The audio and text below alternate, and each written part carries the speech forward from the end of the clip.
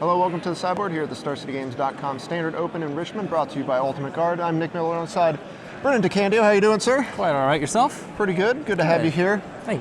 You've taken a departure from the decks you were playing at the Invitational. Yeah. You're playing a new kind of take on Jund Delirium. You know, this deck's existed before. We saw it at the Pro Tour. But you got some new stuff going on in here. In particular, your red splash is enabling some cards like Dragon Lord Atarka. We've seen this before. But Arlen Cord finally getting some playing time. I'm a fan right now. It's not great against the flying creatures at a Bant Collected Company, but aside from that, any kind of mirror match or any grinding matchup, it's very good. I think it killed like a couple tireless trackers just that they had to play out to play into it, and it's reasonable. I think it'll be good once rotation happens. So.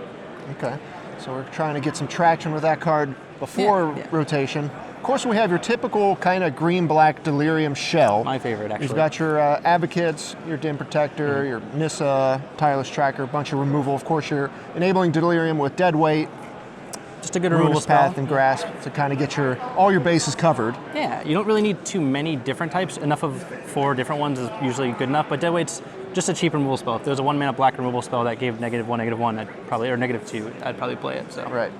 So this isn't the fill up your graveyard with Grapple and the Vessel and all that kind of stuff. You're just kind of playing this more Jund mid-range deck. It is essentially a Jund mid-range deck in that way, with using the graveyard for the Delirium cards such as Traverse, which is great at fixing your mana early, as well as just tutoring up some insane endgame cards like Ishkana, which just is very good against the Bant Collected Company decks. Atarka can just wrath an entire board away or kill Planeswalkers, and of course Emrakul, which actually works really, really in a fun way with Arlen Cord. Right, that's the big draw to this, is you get to give your Emrakul +2/+2 haste and vigilance. Yeah. Makes it even better than before. Definitely does. I haven't gotten to do it yet today, but actually saw someone playing something like this at the Star City Game Night I went to on Monday, and they were doing that, and I thought it was really sweet.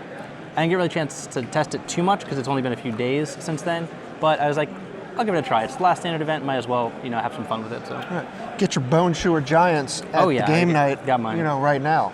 The rest of this month. Nice little plug there. Of course, you got Liliana and Obnixilis here to round out your Planeswalker package. You've got Ishkana, which you can get with Traverse, and the underplayed, but a real heavy hitter.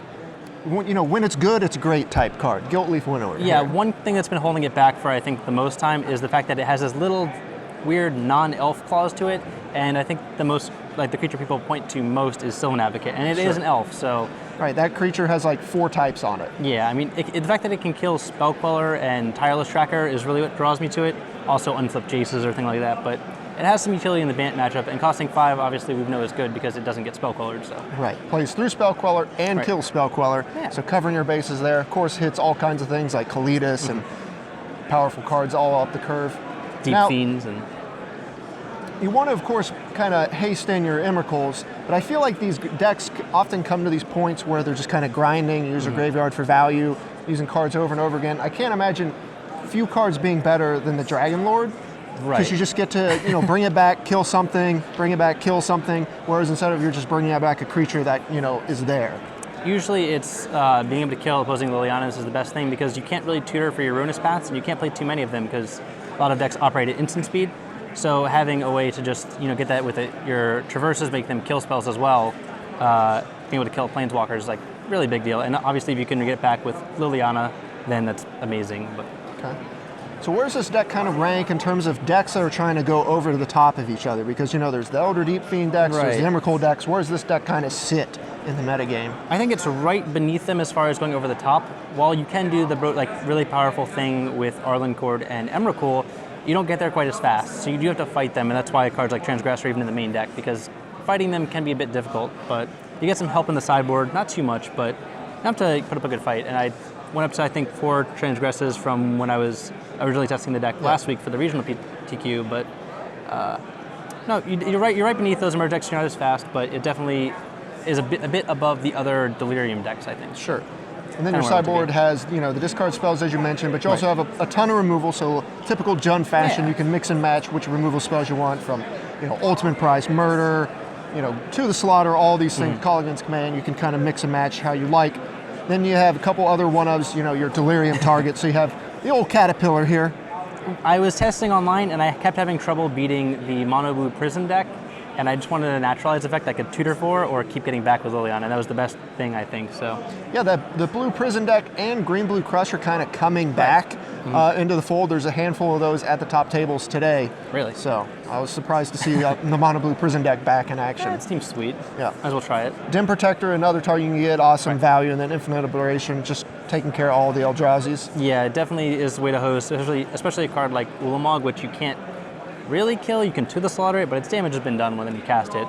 Sometimes more so than Emrakul, but it definitely, having one of them is fine. Okay, well, you're taking kind of a brew here for a spin on the last week of this format. Have you guys on Next Route to Nexus started talking about the new set? Have you any ideas what kind of looks good starting from what we have going forward? We have a lot of things. We're looking at all the spoilers, obviously, as they come throughout the day, even today, just discussing them in a chat. And while my approach is usually to wait until the full spoiler is out, it's always good to get a little bit ahead of the game by testing some things without complete information.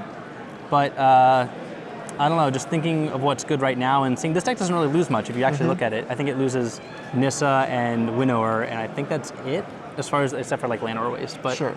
taking what's good now and porting it over is a good place to start. But there are a lot of really sweet looking things in the new set, so I have no idea what to expect. All right, maybe putting some vehicles in a Delirium shell or something? I'm ready to cruise some ships. All right. Well, the deck looks pretty good. You're off to an X2 start. We got one more round here in day number 1, so you're pretty sure you're locked at this point to make day 2. Looking good. The team's doing well. I think Thanks for joining me here in in the sideboard. Thank you. Stay tuned to StarCityGames.com all week long for the action here in Richmond.